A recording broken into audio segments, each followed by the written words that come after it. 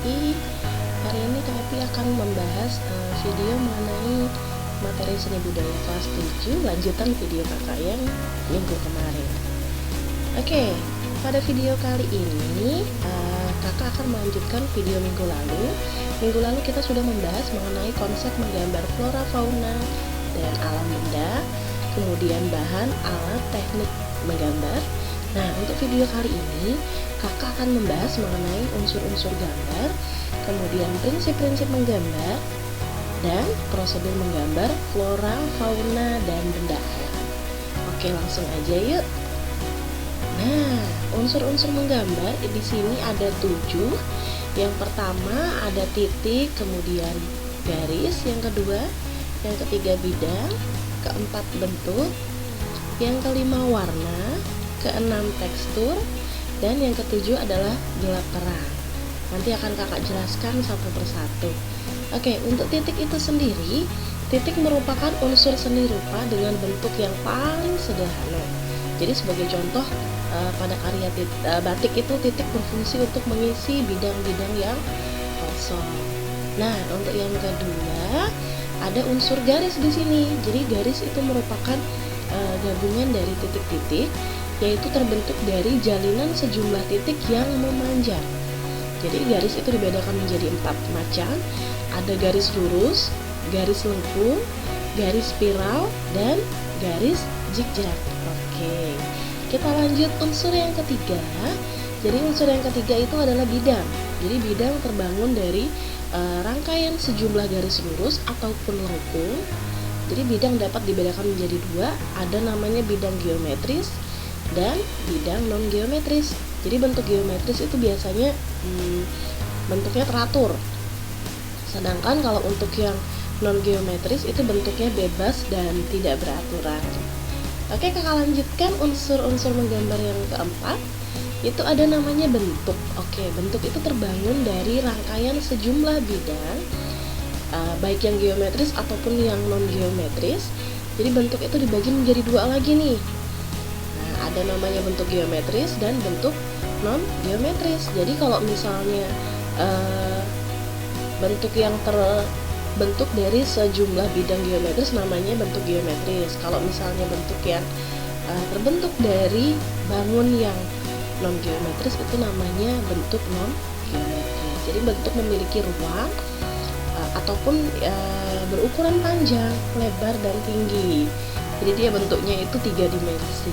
Oke, lanjut lagi. Unsur menggambar yang selanjutnya itu adalah warna. Jadi warna itu terbuat dari pigmen atau zat warna yang diambil dari alam. Jadi warna yang digunakan dalam seni rupa itu dapat menggunakan bahan pasta, kemudian serbuk, padat, dan cair. Jadi misalnya nih, kasih contoh cat air, kemudian cat minyak, cat akrilik, naftol, kemudian pensil warna, pastel, krayon, tinta. Nah, itu kan semuanya warna yang kita dapatkan untuk menggambar. Oke, jadi warna itu sendiri kalau dalam seni rupa dikelompokkan menjadi 3 ya. Jadi ada warna primer, warna sekunder, sama warna tersier. Oke, kita bahas satu-satu ya. Nah, untuk warna primer atau nama lainnya itu adalah warna pokok atau bisa juga disebut dengan warna dasar. Itu adalah warna yang utama, artinya warna ini bukan diperoleh dari campuran warna lain. Boleh kalian ingat deh. Nah, jadi warna primer itu terdiri atas 3 warna. Ada warna merah, warna kuning, kemudian warna biru. Nah, itu dia tadi warna primer atau warna dasar atau nama lainnya warna pokok ya. Yang selanjutnya ada warna sekunder. Apa sih warna sekunder? Warna sekunder itu adalah warna yang terjadi akibat percampuran 2 warna primer. Nih, kakak kasih contoh seperti ini. Misalnya merah kalau kita tambahin sama kuning itu jadinya orange, atau kuning ditambah biru itu jadinya hijau. Nah, biru ditambah merah itu jadinya ungu. Ini warna sekundernya dari orange, hijau, dan ungu. Oke, kakak lanjutkan lagi. Nah, untuk warna tersier itu adalah warna yang terbentuk dari percampuran warna primer dan warna sekunder, ataupun warna sekunder dengan warna sekunder, atau antara 3 warna primer. Nah, jadi 3 warna primer dicampurkan itu nanti hasilnya jadi warna tersier. Kakak kasih contoh satu dari sini ya. Jadi ungu ditambah merah. Oke, ungu tadi warna sekunder, merah itu warna primer. Nanti jadinya warna tersiernya apa? Merah keunguan. Nah, bentuknya seperti ini nanti. Nah, ya, merah keunguan. Oke, paham ya adik-adik ya? Oke, lanjut. Nah, kita masuk ke unsur menggambar yang keenam, yaitu tekstur. Tekstur adalah keadaan permukaan suatu benda, itu baik kasar maupun halus. Jadi dalam seni rupa, keadaan permukaan suatu benda itu ada yang nyata, ada juga yang tidak nyata atau nama lainnya semu. Nah, jadi keadaan permukaan yang nyata, kalau kita sentuh itu nanti bertekstur dia bentuknya. Sedangkan permukaan yang semu atau yang tidak nyata, kita sentuh tidak bertekstur. Oke, kita lanjutkan unsur menggambar yang selanjutnya, yaitu gelap dan terang. Oke, gelap atau lukisan, gambar ataupun lukisan itu akan tampak jelas apabila ada bagian yang gelap dan ada bagian yang terang. Makanya dari itu kalau kalian menggambar, hendaknya lukisan itu membuat unsur gelap dan terang. Oke, ini salah satu contoh gambar yang menggunakan unsur gelap terang. Oke, paham ya adik-adik ya? Kalau sudah paham, kita masuk ke prinsip-prinsip menggambar ya. Oke, salah satu prinsip menggambar itu salah satunya antara lain komposisi. Apa itu komposisi? Jadi komposisi itu adalah cara menyusun atau mengatur tata letak suatu objek gambar sehingga hasilnya tampak menarik dan indah. Nah, komposisi di sini dibagi atas menjadi 3. Ada komposisi simetris, asimetris, dan komposisi sentral. Jadi komposisi simetris itu artinya menyusun komposisi dengan meletakkan gambar pada posisi yang seimbang antara sebelah kanan, kiri, atau antara atas sama bawah. Jadi nanti kita menggambarnya persis di tengah-tengah. Itu namanya komposisi simetris. Oke, kalau yang komposisi asimetris itu meletakkan atau menyusun gambar secara tidak sama dan tidak beraturan, namun tetap memperhatikan keseimbangan dan proporsi. Oke, untuk komposisi yang selanjutnya itu ada namanya komposisi sentral. Jadi komposisi sentral itu mengatur objek dengan cara memancar dan mengarahkan perhatian kita ke tengah-tengah media gambar yang biasanya diisi oleh fokus utama gambar. Itu tadi prinsip yang pertama ya, namanya komposisi. Untuk prinsip yang selanjutnya itu adalah proporsi. Apa itu proporsi?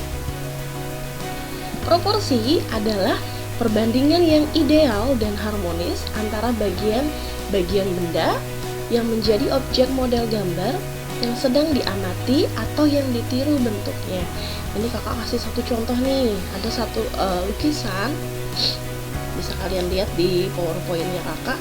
Di sini ada gedung, ada pohon, ada mobil. Jadi yang dimaksud proporsi di sini perbandingan antara gambar-gambar ini. Mungkin tidak kalau misalnya mobil ini lebih besar dari gedung. Padahal kalau di kenyataannya juga mobil itu lebih kecil ya daripada gedung. Nah, jadi kita buat perbandingan yang seimbang atau proporsi yang seimbang. Nah, sama halnya dengan pohon dan gedung ini. Nah, ya, oke, harus sesuai dengan perbandingan pada kenyataannya.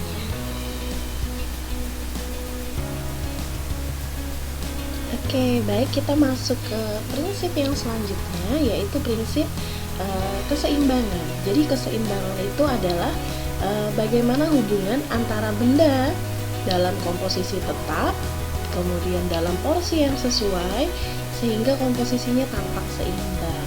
Nah, kakak di sini punya satu lukisan atau satu gambar buah-buahan ya, adik-adik ya. Jadi di sini ada apel yang warnanya merah. Kemudian di sini ada untuk menyeimbangkannya, kakak menggambar pisang dengan warna kuning, kemudian anggur yang berwarna hijau dan anggur yang berwarna ungu. Jadi kelihatannya gambar ini memiliki warna yang seimbang. Nah, oke, kita lanjutkan lagi. Prinsip yang selanjutnya yaitu adalah prinsip kesatuan. Jadi kesatuan itu adalah keserasian antar objek gambar yang dapat membuat bermacam-macam objek dalam satu bingkai yang sama itu tampak menyatu. Kakak punya lukisan satu di sini, meja makan ya, adik-adik ya. Di sini ada piring yang berisi ikan, kemudian ada mangkuk yang berisi sup. Nah, di sini kemudian ada mangkuk-mangkuk makan dan ada sumpit. Jadi di sini bendanya banyak sekali gambarnya. Tapi kalau yang namanya di meja makan kan nggak mungkin ya, ada gayung, kemudian ada sikat gigi, kan nggak mungkin. Nah, makanya kita harus melihat objek gimana sih caranya biar kelihatan seimbang. Kalau di meja makan itu kan biasanya isinya ada piring, ada mangkok, ada alat makan yang lain. Jadi nggak mungkin di situ ada berisi alat mandi, ya. Oke, itu cara menggambar dengan prinsip kesatuan. Nah, selain prinsip, kakak di sini menjelaskan bagaimana prosedur menggambar flora, fauna, dan alam benda. Oke, jadi langkah atau prosedur yang pertama sebelum kita menggambar, kita lakukan dulu pengamatan nih ya adik-adik ya. Nah, kita melakukan pengamatan. Jadi langkah pengamatan dalam proses menggambar bentuk itu merupakan kegiatan pengenalan objek. Oke, jadi objek yang kita gambar atau yang kita teliti ya. Kemudian kegiatan pengamatan ini perlu dilakukan secara berulang-ulang agar bentuknya dapat ditangkap dengan baik atau mirip nih ya. Jadi kalau pengen gambarnya mirip harus kita lakukan pengamatan yang baik. Oke, kita lanjutkan lagi. Prosedur atau langkah yang kedua itu adalah membuat sketsa. Jadi membuat sketsa di sini menggambar dengan goresan yang tipis-tipis saja dan menggunakan pensil agar kalau salah nanti bisa kita hapus atau kita perbaiki. Jadi sebelum kita menggambar yang tebal, kita harus menggambar yang tipis atau kita buat sketsanya dulu. Jadi kalau nanti ada salah kita hapus pasti bisa. Ya. Oke, langkah yang ketiga itu adalah pencahayaan gelap ataupun terang seperti yang kakak jelaskan sebelumnya ya. Jadi perhatikan pencahayaan dengan melihat dari sisi mana cahaya itu datang, dari kanan, kiri, ataupun dari keduanya. Kemudian berilah batasan bagian yang terang, bagian yang gelap, dan bagian yang setengah gelap. Oke, langkah yang selanjutnya, langkah yang keempat itu adalah pewarnaan. Jadi menggambar dengan pensil warna ataupun cat air atau pastel. Jadi bubuhkan bahan tersebut dengan keadaan objek gambar yang kita gambar. Gunakan teknik pewarnaan sesuai dengan keadaan objek gambar ya. Jadi setelah kita menggambar, kemudian kita warnai dengan keadaan objek sebenarnya yang kita amati. Ya, oke. Yang kelima itu adalah penyelesaian akhir. Jadi setelah semua objek gambar itu diwarnai sesuai dengan warna yang ada pada objek gambar, perhatikan lagi itu gelap terangnya atau tua mudanya warna. Jadi finishingnya seperti itu. Baik adik-adik, sudah paham ya video kakak kali ini?